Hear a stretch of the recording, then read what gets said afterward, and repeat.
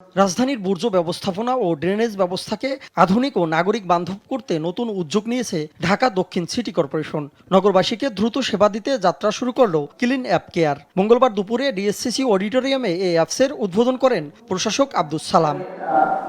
অনুষ্ঠানে ডিএসসিসির প্রধান বর্জ্য ব্যবস্থাপনা কর্মকর্তা এয়ার কমডোর মাহবুবুর রহমান তালুকদার বলেন, এখন থেকে অ্যাপের মাধ্যমে বর্জ্য ও ড্রেনেজ সংক্রান্ত যে কোনো অভিযোগ জানাতে পারবে নগরবাসী।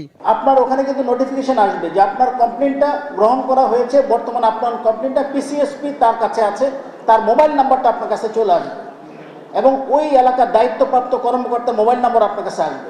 এটার মাধ্যমে আপনি জানতে পারবেন যে এই কমপ্লেনটা আসলে কার কাছে করতে হয়। আপনি ইচ্ছে করলে নিজেও কিন্তু তার সাথে কথা বলতে পারবেন।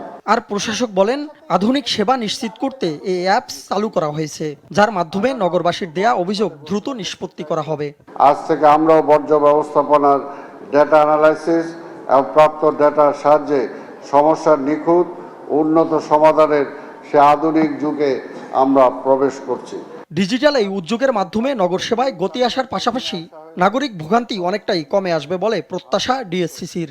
এখন থেকে এই অ্যাপসটি ব্যবহার করে নগরের যে কোনো প্রান্ত থেকে মাত্র কয়েকটি ক্লিকের মাধ্যমে বর্জ্য ব্যবস্থাপনা সম্পর্কিত যে কোনো সমস্যা অভিযোগ সরাসরি আমাদের কাছে পৌঁছে দেওয়া যাবে। তাইমুর ইসলাম রায়হান, দেশ টিভি, ঢাকা।